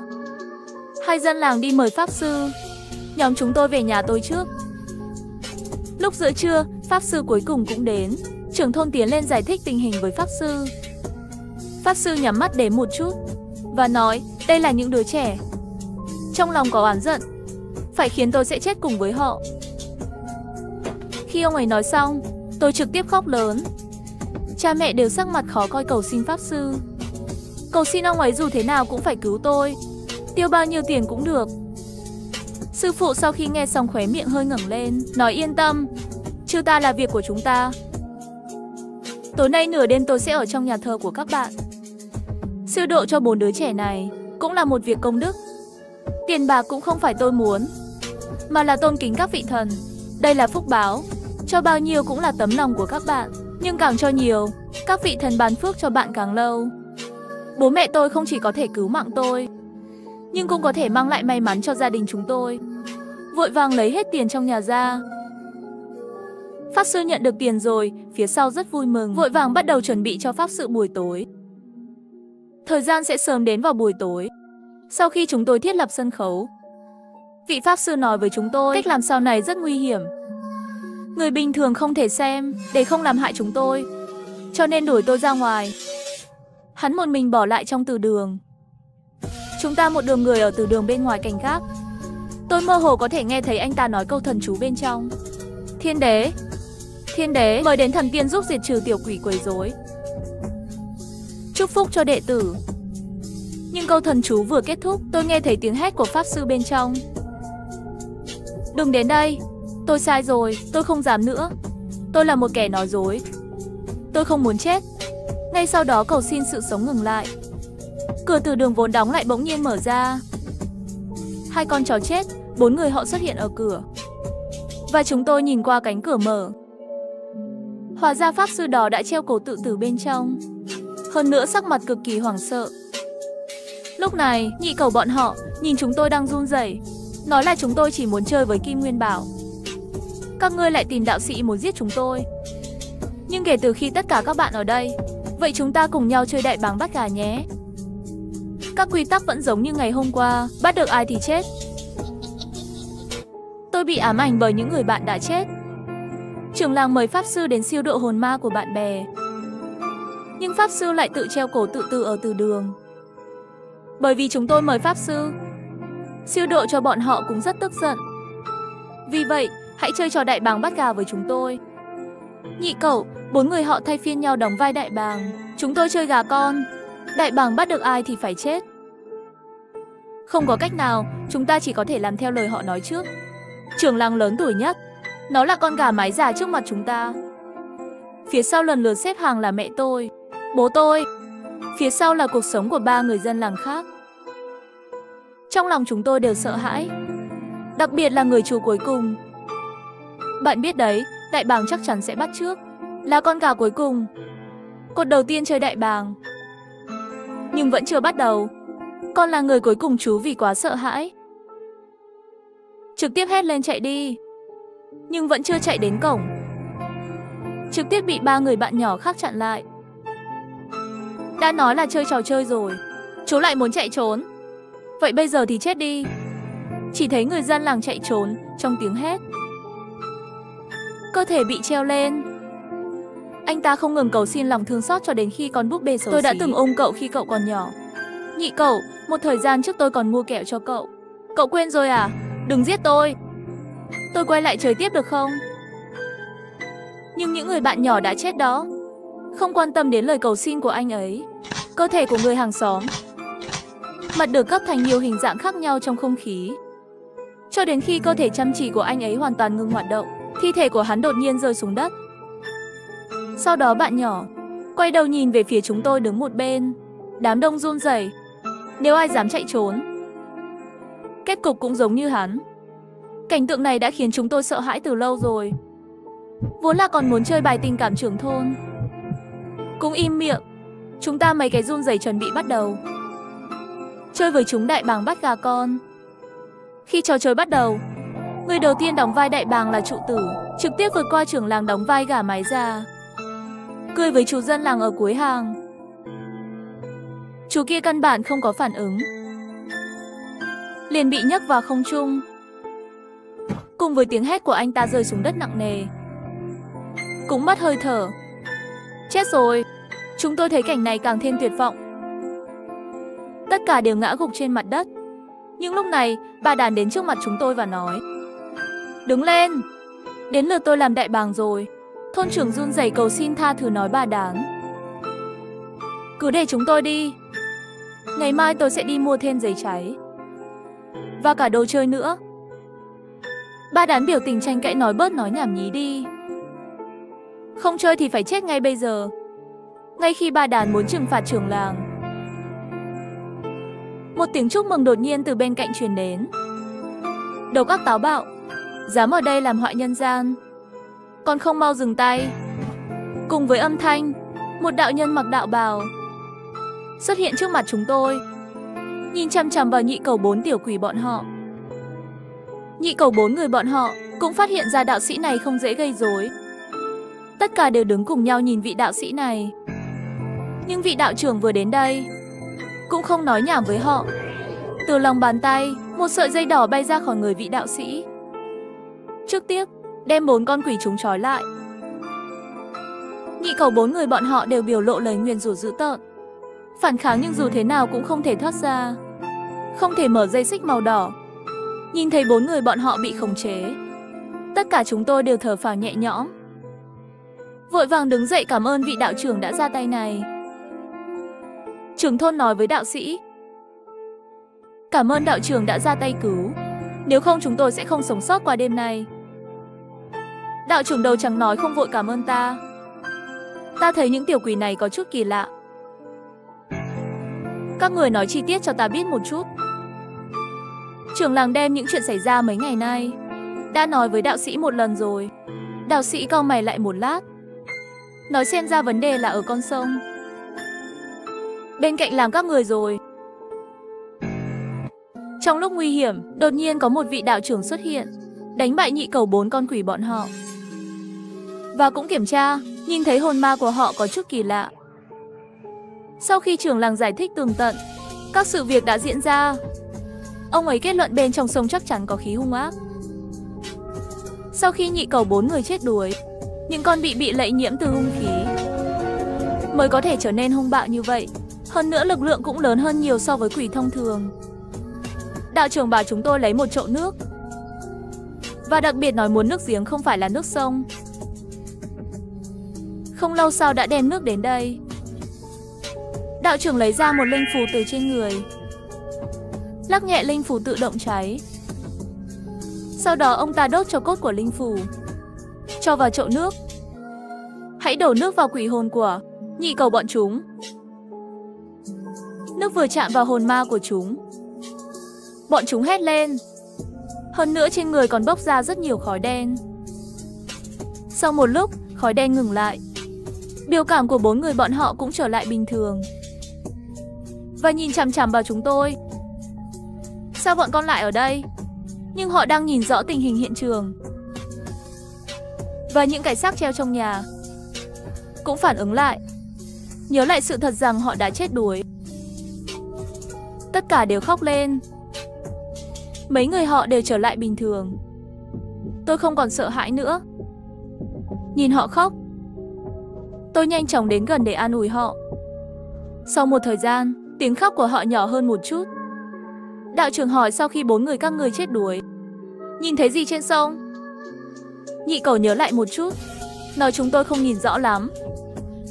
Màu đen đen, hình như là một bức tượng thần. Sau đó chúng tôi bị bao bọc trong một căn phòng tối. Sau đó không còn ý thức nữa. Vị đạo trưởng suy nghĩ một lúc, gật đầu nói, các người đã chết rồi. Âm dương cách biệt. Tiếp tục ở lại nhân gian cũng không tốt cho các ngươi, không tốt cho gia đình và bạn bè của các ngươi. Ta sẽ gửi các người đầu thai đi. Nói đạo trưởng này liền tay véo phát tuyệt, đọc một câu thần chú. Với câu thần chú, cơ thể của họ dần biến mất. Nhị cầu đột nhiên lớn tiếng nói với tôi, Kim Nguyên bảo, bạn thân nhất của tớ, hãy nhớ đến tớ. Sau đó nó biến mất hoàn toàn. Nghĩ đến sau này sẽ không còn nhìn thấy nhị cầu nữa. Tôi cũng không thể không khóc. Trưa hôm sau, tất cả chúng tôi cùng đạo trưởng đến bờ sông, muốn trục vớt cái hung khí giết người, để không xảy ra chuyện như vậy nữa. Nhưng không ai dám xuống sông. Vẫn là dùng phương pháp vớt thi thể lần trước tốt hơn. Nửa ngày sau một tượng đen đen, tượng thần mặt vặn vẹo đã được vớt lên. Sau khi mọi người nhìn rõ hình dáng của thần tượng này, sợ hãi lùi lại vài bước. Chỉ có đạo trưởng tiến lên cau mày nhìn thần tượng nói, đây là một vị thần độc ác được người ta cúng dường. Có vẻ như nó được cung phụng đã được một thời gian rồi, đã có một chút ý thức xấu xa. Có lẽ những người thờ phụng hắn cũng biết điều này, ném hắn xuống sông. Trưởng thôn vội vàng hỏi đạo trưởng, vậy phải làm sao? Muốn thiêu hắn sao? Đạo trưởng lắc đầu nói không thể đốt. Bây giờ có thần tượng ở đây, ý thức xấu xa này chỉ có thể ở trong thần tượng. Nếu bạn đốt thần tượng, không có trói buộc thì khó đối phó với hắn hơn. Mọi người vừa nghe đều biến sắc mặt, vội vàng hỏi nên làm gì. Đạo trưởng Trần Sinh nói, chỉ có thể từ từ tiêu diệt hơi thở ác độc của hắn. Đạo trưởng bảo người ta mang tượng tà thần đến lối vào làng, sau đó lại để người ta đào ra một cái hố lớn, lại dán một linh phù lên thần tượng. Nói là nơi này có nhiều người đi qua nhất, dương khí nặng nhất. Mỗi khi có người đi qua đây một lần, bước đi sẽ giảm đi một phần hơi thở ác độc trên người hắn. Lâu rồi, hắn tự nhiên liền trở thành thần tượng bình thường. Sau khi đạo trưởng giúp chúng tôi giải quyết chuyện này, mọi người trong làng đều cảm ơn ông ấy. Mọi người cho tiền ông ấy cũng không muốn, chỉ từ mỗi nhà của chúng tôi lấy một hạt gạo rồi đi. Đừng bao giờ để người ta đi nhờ xe. Cha tôi là vì tốt bụng, nửa đêm chở một bà lão thuận đường. Không ngờ tôi lại được bị minh hôn. Nghề nghiệp của bố tôi là lái xe lớn, cũng chính là mỗi ngày lái xe lừa, đi lại giữa các thị trấn, giúp người kéo hàng. Về cơ bản mỗi ngày đều bận đến khuya, cho nên thường xuyên đi đường đêm về nhà. Hôm nay bố tôi vẫn như thường lệ. Sau khi kéo hàng về nhà, khi đi ngang qua một ngôi mộ tập thể, người phụ nữ đột nhiên đứng yên tại chỗ. Cha tôi cũng không nghĩ nhiều, cứ tưởng là lừa kéo hàng cả ngày mệt mỏi rồi, chỉ cần quất anh ta. Nhưng một điều kỳ lạ đã xảy ra. Trước đây dù con lừa có mệt mỏi đến đâu, chỉ cần cha ta đánh nó một cái roi, nó sẽ đi tiếp. Lần này cha ta liên tiếp đánh hắn mấy cái roi, nó vẫn đứng yên tại chỗ. Cha tôi xuống xe kiểm tra, lúc này mới phát hiện ở phía sau xe lừa không xa, nhìn một bà già chống nặng trên lưng. Làm bố tôi giật mình. Chết tiệt, bà lão, bà làm gì ở đây nửa đêm thế này? Bà lão mỉm cười tử tế, nói đi thăm người thân nên về nhà muộn, có thể đi nhờ xe không? Cha tôi cũng không nghĩ nhiều, trực tiếp đồng ý có thể là được. Nhưng con lừa này không biết có chuyện gì, dừng ở đây không đi nữa. Bà già này thấy cha tôi đồng ý, bà ấy vừa bò lên xe vừa nói, có thể là con lừa có linh tính. Chờ ta lên xe rồi cậu thử đánh nó lần nữa xem. Thật kỳ lạ, khi bà già lên xe, con lừa tự đi về phía trước. Bố tôi cũng lên xe. Sau đó hỏi ông ta, bà lão, bà đến từ làng nào? Để tôi xem làm thế nào để đi thuận đường. Tôi xuống xe ở làng Vĩnh Ninh là được. Hắn nói lời này cha tôi sửng sốt, bởi vì nhà chúng tôi là làng Vĩnh Ninh. Cha ta tò mò hỏi, bà cũng là Vĩnh Ninh thôn? Tôi đã sống ở làng Vĩnh Ninh hơn 30 năm rồi, sao chưa gặp bà? Bà lão này chỉ là nụ cười hiền lành, không trả lời lời cha tôi. Cha tôi thấy ông ấy không nói chuyện nên không hỏi nữa, tập trung lái xe trở về. Sau khi vào làng chúng tôi như vậy, bố tôi quay đầu lại, tôi muốn hỏi bà lão này ở đâu. Khi xuống xe, đột nhiên phát hiện bà lão này đã mất tích. Nơi bà ấy vừa ngồi, chỉ có một cái túi mà bà đã mang trước đó. Bà lão ơi! Cha tôi gọi 2 tiếng cũng không ai trả lời. Ông ấy đã mệt mỏi cả ngày rồi, vội vàng về nhà, không quan tâm đến bà ta nữa, chỉ nghĩ là bà già này sau khi đến làng tự xuống xe, hành lý để lại trên xe rồi, nghĩ ngày mai thức dậy. Sau đó cầm hành lý và hỏi trong làng, ai biết bà già lão này không? Trả lại hành lý cho bà ấy. Ngày hôm sau, khi 3 người chúng tôi ăn sáng, cha tôi còn kể lại chuyện này cho chúng tôi. Bà lão này lạ quá. Lát nữa ăn cơm xong tôi cầm hành lý đến làng hỏi. Lúc đó tôi còn nghịch ngợm, rất tò mò bên trong túi này có gì, cho nên nhanh chóng ăn xong 2 miếng cơm liền chạy ra khỏi nhà. Đến bên cạnh xe lừa, quả nhiên nhìn thấy một hành lý màu vàng nhạt trên xe lừa. Tôi vui vẻ trèo lên xe lừa, tôi mở cái túi này ra. Lúc đầu tôi cứ tưởng bên trong là kẹo hoặc là món ngon khác, nhưng tôi không ngờ bên trong lại là một bộ thọ y. Ngoài ra còn có một bộ tiền xu. Tôi đã thấy cảnh này ở đâu đó, hô lên một tiếng thì sợ khóc lên. Cha mẹ còn đang ăn trong nhà nghe thấy tiếng khóc của tôi, vội vã chạy ra khỏi nhà. Đi ra, họ thấy tôi đứng trên xe lừa, một tay cầm tiền xu, cũng đều sửng sốt. Mẹ tôi vội vàng đánh rơi thứ trong tay tôi, sau đó kéo tôi sang một bên, nghiêm khắc mắng tôi, thằng nhóc này, con lấy những thứ này ở đâu? Tôi vừa khóc vừa chỉ vào hành lý trên xe nói, ở đây.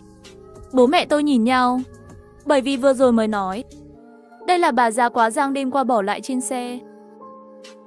Lát nữa còn muốn tìm người hỏi, không ngờ bên trong lại chứa đồng tiền của bác sĩ thú y.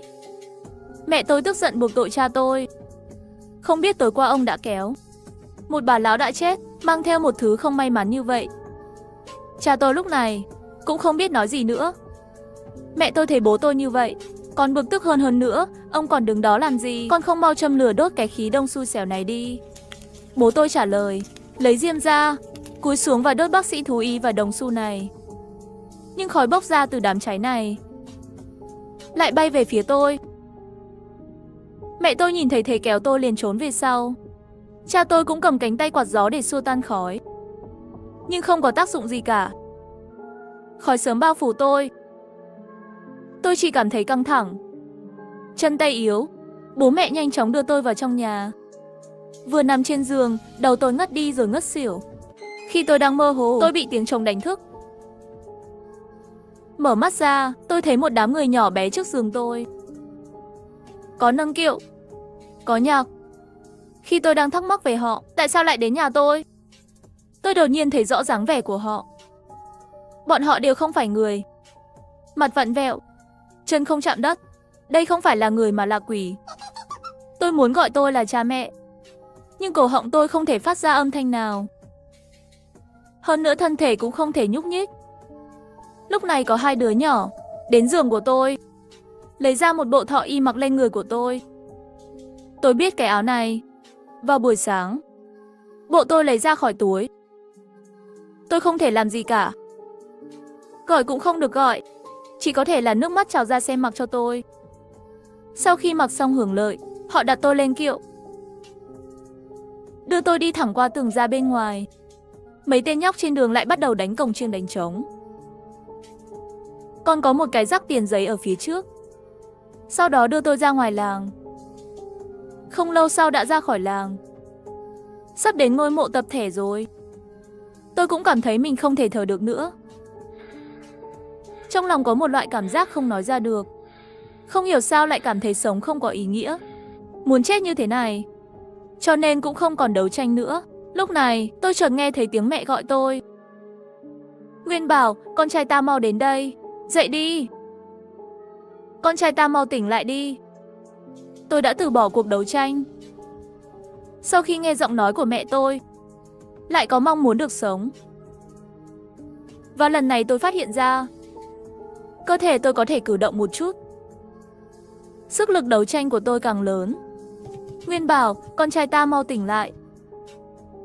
Với giọng nói của mẹ tôi, sức lực đấu tranh của tôi càng ngày càng lớn. Và cổ họng cũng có thể phát ra âm thanh.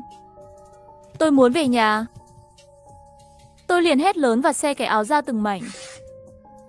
Ngay khi tôi xe thọ y ra từng mảnh, khung cảnh trước mắt tôi bỗng nhiên thay đổi. Sau khi nhìn rõ, tôi thấy mình vẫn còn trên giường của mình. Mẹ tôi đang khóc ở đầu giường. Bố tôi và ông Vương tiệm giấy đang đứng bên bàn cúng, đứng bên bàn ăn. Nhìn tôi này, sau khi mẹ tôi thấy tôi tỉnh dậy, một cái ôm tôi trong vòng tay, con trai tôi. Cuối cùng con cũng tỉnh rồi. Một lát sau, mẹ tôi lại vội vàng kéo tôi, để tôi quỳ lại ông nội Vương.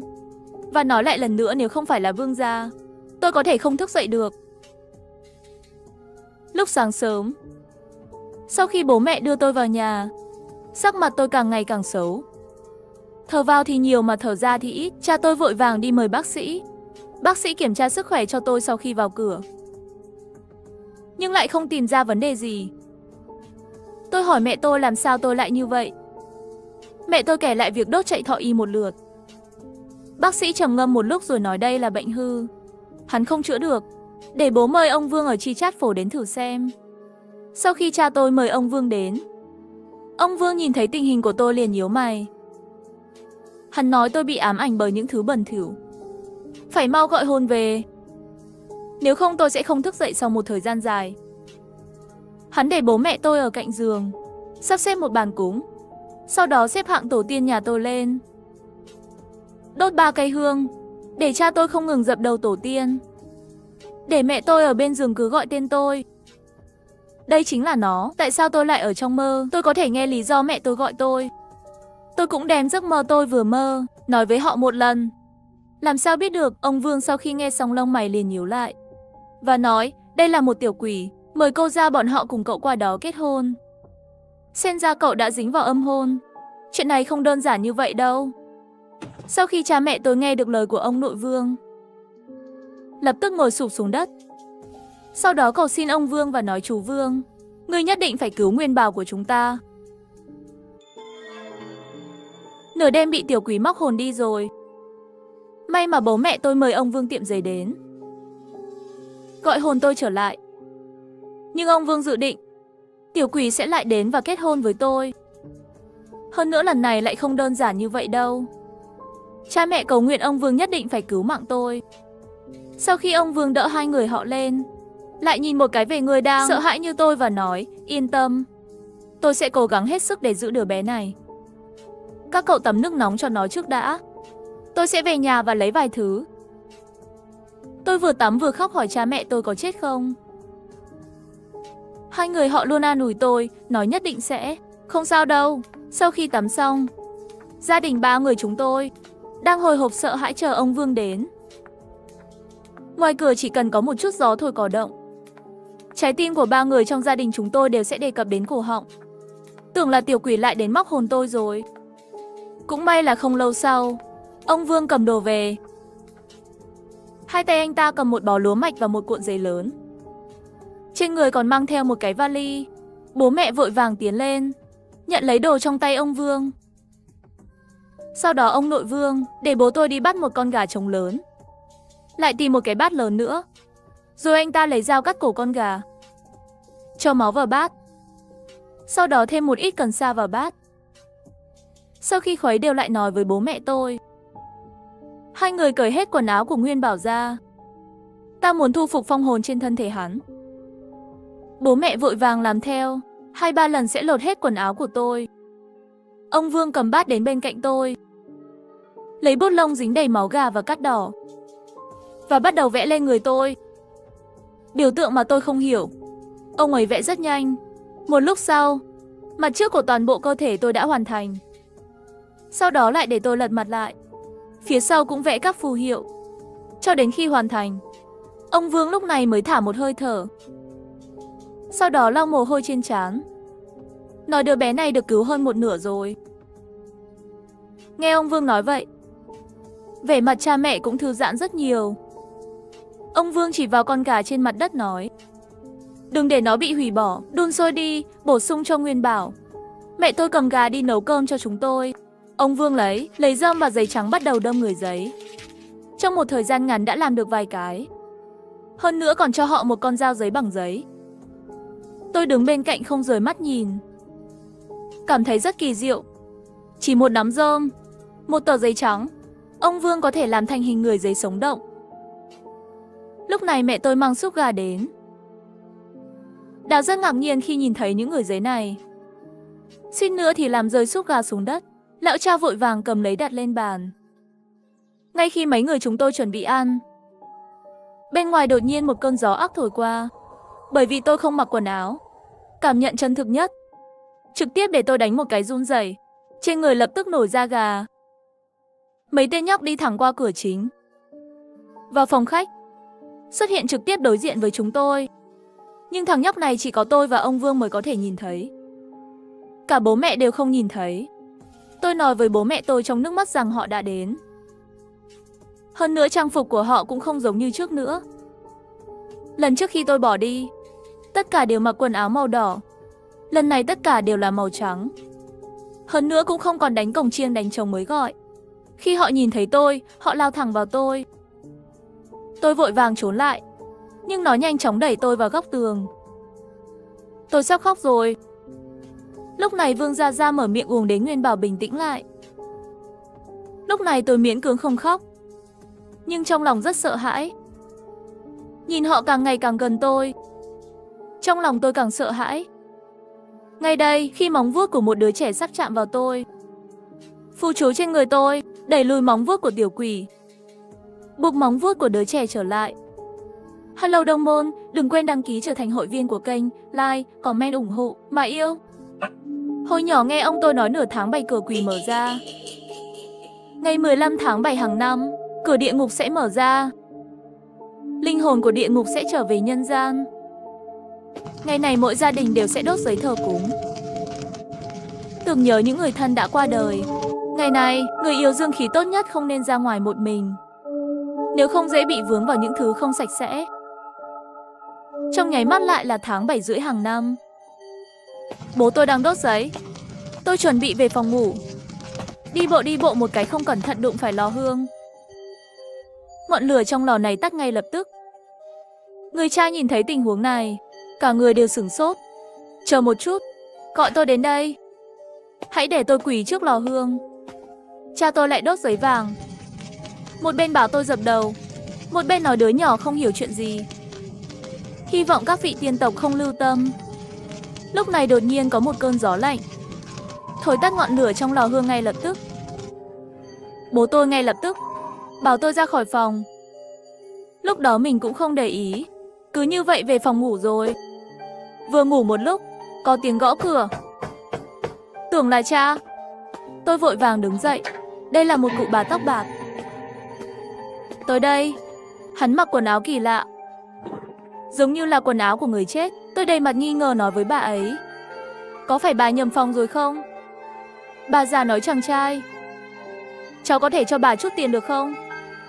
Nghe thấy vậy, tôi giận dữ nói, tôi còn không biết bà, tại sao lại đưa tiền cho bà? Lời nói vừa rơi, chỉ thấy người nọ lập tức hai mắt đỏ lên. Phía sau còn có thêm một đoàn khí đen. Sau đó lớn tiếng mắng tôi. Chính anh làm cậu không lấy được tiền.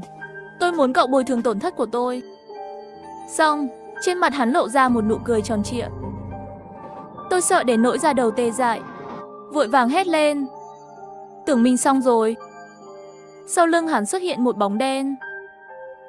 Nhìn thấy bóng tối, bà lão vội vàng hóa thành một làn khói bay về phương xa. Thấy bà già đó đi xa, bóng đen cũng theo tiếp tục đuổi theo. Sau khi họ đi, tôi cảm thấy mềm nhũn, không có sức lực, rồi ngã xuống đất, đang hôn mê. Khi tôi thức dậy, chỉ thấy cha ở bên giường.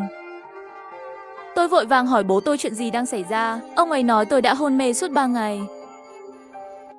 Đừng bao giờ tùy tiện đánh giết động vật nhỏ bên đường. Đặc biệt là 5 loại hồ, hoàng, bạch, liễu, hôi. Khi tôi còn nhỏ, tôi chỉ vì nghịch ngợm đánh chết một con rắn xanh nhỏ. Kết quả dẫn đến thảm họa. Nhớ chiều hôm đó, tôi chơi với bạn bè mệt rồi về nhà. Bỗng nhiên nhìn thấy một con rắn xanh nhỏ ở giữa đường, làm tôi giật mình. Trong cơn tức giận, tôi nhặt một hòn đá bên đường, đập vào đầu nó. Khi tôi về đến nhà, tôi bắt đầu cảm thấy không khỏe. Chóng mặt buồn nôn, chân tay yếu, cảm thấy trời đất chuyển động. Mẹ chạm vào trán tôi, nói sao lại chảy dữ dội như vậy, rồi gọi bố tôi. Hai người đưa tôi đến phòng khám. Bác sĩ nhìn rồi nói là sốt bình thường, cho tôi một liều thuốc giảm sốt, tôi sẽ ổn thôi. Nhưng trên đường về nhà với bố mẹ, chúng tôi lại đi ngang qua nơi mà tôi đã đập chết con rắn nhỏ. Vào buổi chiều, có một con rắn lớn bên đường. Nhìn kích cỡ của nó kia, nếu tất cả được mở rộng, nó phải dài 2 hoặc 3 mét. Đôi mắt màu xanh lá cây đó dường như phát sáng, nhìn chằm chằm vào tôi. Con rắn đang khè lưỡi về phía tôi. Tôi vội vàng dừng bước không dám đi về phía trước nữa. Nhưng bố mẹ hình như không nhìn thấy con rắn lớn kia. Mẹ hỏi nguyên bảo tại sao con dừng lại. Bố cũng là vẻ mặt nghi hoặc nhìn tôi. Họ hỏi tôi như vậy thì tôi càng sợ hơn. Tôi chỉ về phía con rắn lớn, nói với giọng khóc rằng có một con rắn lớn đang nhìn chằm chằm vào tôi. Bố mẹ đều nhìn với vẻ mặt nghi hoặc. Khoảng trống mà tôi chỉ vào, không tìm thấy gì ở đó. Bố cười nói xem có rắn ở đâu. Không phải là bạn bị sốt rồi sao? Tôi khóc một tiếng. Bởi vì ngay khi tôi chỉ vào cái đó, khi con rắn lớn, hắn biến mất trước mắt tôi. Bố mẹ hỏi tôi cũng không nói được, chỉ có thể khóc. Hai người nhìn nhau một cái, rồi bố tôi ôm tôi về nhà. Tôi chỉ nằm như thế này trong vòng tay của cha tôi và khóc suốt. Khóc và ngủ thiếp đi. Trong giấc mơ, tôi mơ thấy con rắn. Hắn vẫn nhìn chằm chằm vào tôi như vậy, như thể đang nói, sao ngươi lại giết con quà ta? Ta sẽ bắt ngươi phải trả giá. Trong giấc mơ con rắn này, tôi càng ngày càng gần hơn, cuối cùng trực tiếp quấn lấy người tôi. Tôi đấu tranh bất lực, khóc gọi bố mẹ, tay chân không ngừng vẫy. Bố mẹ nhìn thấy tình trạng của tôi, cũng sợ hãi, và cũng cảm thấy có điều gì đó không ổn. Mẹ tôi đang ở nhà nhìn tôi. Bố ra ngoài làng tìm thấy. Đến đạo quán, lão đạo nghe mô tả của cha, vội vàng cầm pháp khí, theo cha tôi đến nhà chúng tôi. Khi họ đến, tôi đã bị rắn quấn lấy rồi. Chân tay cũng không động đậy được nữa. Lão đạo nhìn thấy tình huống của tôi, vội vàng hét lên. Đứa bé này bị rắn tiên chiếm hữu. Nói xong anh ta nhanh chóng bảo mẹ tôi mang đến một bát nước sôi ấm. Sau đó lấy ra một linh phù từ trong túi xách của mình. Nói câu thần chú, đi quanh giường tôi. Nói câu thần chú đi, linh phù trong tay ông ấy tự động bốc cháy. Lệnh của linh phù hóa dài, đặt vào ống nước trong tay mẹ. Sau đó đổ nước vào cho tôi. Quả nhiên không lâu sau tôi đã tỉnh lại. Sau đó đem chuyện bị rắn lớn quấn lấy trong mơ. Nói lại một lần, lão đạo nói với ba mẹ tôi, ta chỉ là tạm thời đuổi xà tiên đi thôi. Chỉ có thể trị triệu chứng chứ không thể trị nguyên nhân. Ta vừa đi thần tiên vẫn sẽ quấn lấy đứa bé. Bố mẹ vừa đúng khuôn mặt trông như thế nào, lại lập tức trở nên xấu xí. Bố vội vàng hỏi đạo trưởng, vậy phải làm sao? Lão đạo trầm ngâm một chút, tôi sẽ ở lại đây tối nay. Ngày mai lập đàn làm pháp. Tôi mời rắn tới trước, nói chuyện với hắn. Ngày hôm sau, bố mẹ và lão đạo sớm ở trong sân. Làm việc đi, thắp ngọn nến. Sau khi chuẩn bị xong đồ cúng và lư hương, lão đạo bắt đầu thực hành xin mời rắn tiên. Đọc xong câu thần chú, một cơn gió thổi tới. Phía trước xuất hiện bóng dáng của một con rắn lớn. Xà tiên, hôm nay ta mời ngươi tới là muốn nói chuyện với ngươi. Ngươi để đứa bé này đi. Tôi để nhà họ Tôn thờ bạn. Năm mới và ngày lễ đều sẽ cúng dường tương Phật cho ngươi. Ngươi thấy thế nào? Xà tiên thì nói lão đạo là chuyện tối qua. Ta vẫn chưa tính sổ với ngươi. Ta khuyên ngươi đừng can thiệp. Nó đã giết con ta. Ta phải bắt nó trả giá. Cả nhà ba người chúng tôi đều chưa từng thấy cảnh này. Một bên sợ không dám nói chuyện. Lão đạo thì cau mày nói, ta thấy ngươi tu luyện không dễ. Đây mới thương lượng với ngươi. Đừng quá đáng. Nếu không pháp khí của ta cũng không phải ăn chay. Nói xong lão đạo lộ ra pháp khí của mình. Xà tiên hiển nhiên cũng có chút kiêng kỵ. Nhưng tha cho tôi, nó lại không cam lòng. Lúc này mới nói đến trong trường hợp này. Vậy thì hãy đặt cược. Tôi sẽ giết nó 3 lần. Nếu 3 lần ngươi có thể giữ mạng nó, tôi sẽ nghe theo sự sắp xếp của bạn. Rắn nói xong trước, không đợi lão đạo sĩ phản bác, trực tiếp hóa thành một cơn gió rời đi. Khi tôi còn nhỏ, tôi đã giết một con rắn nhỏ. Kết quả bị rắn yêu trả thù. May mà bố mời tới. Lão đạo, thế mới cứu mạng tôi. Nhưng con rắn không có ý định tha cho tôi. Trong cuộc đàm phán với lão đạo, hắn nói hắn giết tôi thêm 3 lần nữa. Nếu như lão đạo đều có thể cứu tôi, hắn sẽ để tôi đi. Nói xong con quỷ rắn liền biến mất. Gia đình 3 người chúng tôi nghe được rắn yêu còn muốn giết tôi thêm 3 lần nữa, vội vàng đều quỳ xuống. Cha mẹ cầu xin anh ấy đạo trưởng nhất định phải cứu Nguyên Bảo nhà chúng tôi. Lão đạo thở dài, gật đầu nói các người yên tâm đi, tôi nhất định sẽ cố gắng hết sức. Nhận được sự đảm bảo của lão đạo, 3 người nhà chúng tôi đều thở phào nhẹ nhõm. Nhưng lão đạo nói hắn còn có mấy cái pháp khí đang đổ ngược, phải quay lại lấy. Bố mẹ tôi sợ anh ấy bỏ đi, rắn yêu sẽ trở lại. Vì vậy, tất cả đều khó khăn. Lão đạo cũng nhìn ra được sự lo lắng của ba mẹ tôi. Vì vậy, anh ấy đã vẽ một linh phù dán vào người tôi. Nói về linh phù này, có thể tạm thời đảm bảo rắn yêu sẽ không tấn công. Tôi vừa mới đi, bố mẹ tiễn lão đạo ra khỏi cửa. Tôi đói quá, tiện tay kéo một cái chân gà từ trên bàn ra, ăn.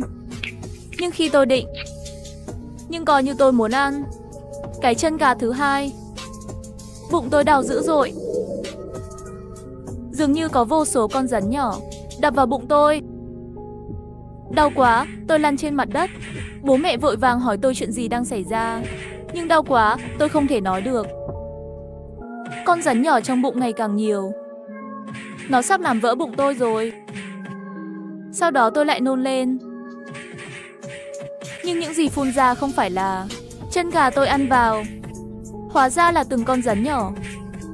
Con rắn nhỏ chỉ dài vài cm, nhanh chóng bỏ ra sau khi chạm đất. Và màu da của tôi cũng chuyển sang màu đen. Rõ ràng là bị trúng độc. Cảnh tượng này làm chúng tôi sợ hãi. Tôi vừa nhổ vừa khóc. Bố mẹ cũng hoảng sợ. Mẹ tôi khóc với tôi. Bố vội vàng chạy ra ngoài đuổi theo cái lão đạo. Tôi càng ngày càng khó chịu, rắn nhỏ cũng ngày càng nhiều. Nhưng cũng may là lão đạo sĩ lúc này đã trở về. Ông ấy đã rất ngạc nhiên khi nhìn thấy tình trạng của tôi. Nói đây là trúng độc trứng rắn. Đây là quỷ rắn dùng xác chết để tự nở. Chất độc của trứng rắn. Nhưng chất độc này, rắn yêu thường được dùng trên xác chết. Nọc rắn sẽ biến toàn bộ máu thịt của xác chết thành rắn nhỏ, cho đến khi xác chết trở thành một. Bạch cốt, ta không ngờ hắn lại độc ác như vậy. Dùng chất độc này lên người sống. Lão đạo nói, lấy ra một đôi đại bàng. Đại bàng rơi xuống miệng của đại bàng, sau đó nhanh chóng nghiền thành bột, hòa với nước ấm đưa cho tôi uống. Đại bàng sinh ra để kiềm chế rắn độc, cả đời này không biết phải ăn bao nhiêu con rắn. Miệng đại bàng lại là vũ khí sắc bén để bắt rắn. Vì vậy, sau khi đổ bột miệng đại bàng này vào cho tôi liền khỏe trở lại. Nhưng điều đó thực sự làm tôi sợ. Mặc dù bụng không còn đau nữa, nhưng tôi vẫn khóc. Lão đạo nói với bố mẹ tôi, đây là lần trả thù đầu tiên của quỷ rắn. Dưới đây còn 2 lần nữa, chúng ta phải cẩn thận. Tôi đã giết con rắn. Sa Tiên muốn giết tôi 3 lần. Ăn một cái chân gà, bị trúng độc rắn, không ngừng nôn ra con rắn nhỏ. May mà lão đạo sĩ dùng miệng đại bàng giải độc cho tôi. Nhưng đây chỉ là lần đầu tiên. Quỷ rắn sẽ giết tôi thêm 2 lần nữa. Phải sẵn sàng. Chữa khỏi nọc rắn của tôi. Gia đình 3 người chúng tôi trở lại nhà với lão đạo. Sau chuyện vừa rồi, cả nhà chúng tôi sắc mặt đều không tốt. Sợ con rắn tiên này lần thứ 2 trả thù, nó sẽ như thế nào? Ngay lúc này, bỗng nhiên tôi nhìn thấy một con rắn nhỏ trong nhà. Có vẻ như lúc đó tôi đã nôn ra. Rắn nhỏ bò khắp nơi. Tôi theo phản xạ hét lên một tiếng, sau đó chạy đến sau lưng bố. Tiếng hét này của tôi, cả 3 người họ đều bị sốc. Bố tôi hỏi tôi chuyện gì đang xảy ra. Tôi nói có một con rắn nhỏ. Họ nhìn theo ngón tay tôi, nhưng nó không còn là một con rắn nhỏ nữa, mà là thành 5-6 cái. Không, chỉ là chỗ tôi vừa nhìn thấy có rắn. Cửa sổ trên cửa, góc tường chỉ có thời gian này thôi. Có những con rắn nhỏ ở khắp mọi nơi trong nhà. Bọn chúng dần dần đem 4 người chúng ta bị bao vây. Gia đình chúng tôi, cả 3 đều trốn sau lưng lão đạo sĩ. Lão đạo cũng là vẻ mặt nghiêm túc, lấy thanh kiếm gỗ đào ra và cắn đứt ngón tay. Vừa đọc thần chú vừa bôi máu lên thanh kiếm gỗ đào. Thanh kiếm gỗ đào phát ra ánh sáng đàm phán. Sau đó, trước khi con rắn đến, vẽ một vòng tròn trên mặt đất trước mặt 4 chúng tôi. Khi con rắn nhỏ đến gần lão đào, sau khi lấy khẩu độ vẽ bằng kiếm gỗ đào, quả nhiên đều dừng lại, có vẻ sợ hãi. Nhưng họ cũng không đi. Cứ như vậy vô số con rắn nhỏ vây quanh bên ngoài vòng tròn, dùng đôi mắt nhỏ màu đỏ máu của chúng nhìn chằm chằm vào 4 chúng tôi. Bố mẹ sợ hãi như bụi đất. Lão đạo cũng là nhíu mày. Tôi thì trực tiếp sợ tè ra quần. Cha mang theo tiếng run hỏi lão đạo đạo trưởng, giờ chúng ta phải làm gì? Lão đạo nhíu mày nói là có cách. Chỉ là những con rắn nhỏ này cũng đều là những sinh mệnh nhỏ bé. Lão đạo, ta muốn tạo ra sát nghiệp. Bố mẹ thấy mọi thứ chậm lại, vội vàng khuyên lão đạo ra tay. Lão đạo cũng biết không có cách nào khác, thở dài nặng nề, đặt một tấm linh phù cắm vào thanh kiếm gỗ đào. Ông ta vung thanh kiếm gỗ và đọc thần chú.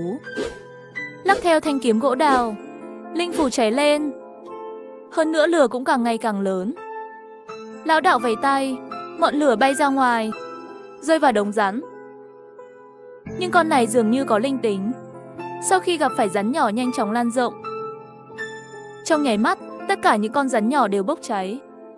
Và lửa này chỉ đốt rắn, sẽ không đốt về nhà. Sau một lúc, những con rắn nhỏ này biến thành tro tàn. Lửa cũng tắt theo. 3 người nhà chúng tôi đều thở phào nhẹ nhõm. Cha mẹ càng bất lực khen ngợi lão đạo. khen ngợi sức mạnh của ông ấy. Mặc dù đã giải quyết được đàn rắn, nhưng lão đảo cũng không có sắc mặt vui vẻ. Hắn lại thở dài một hơi.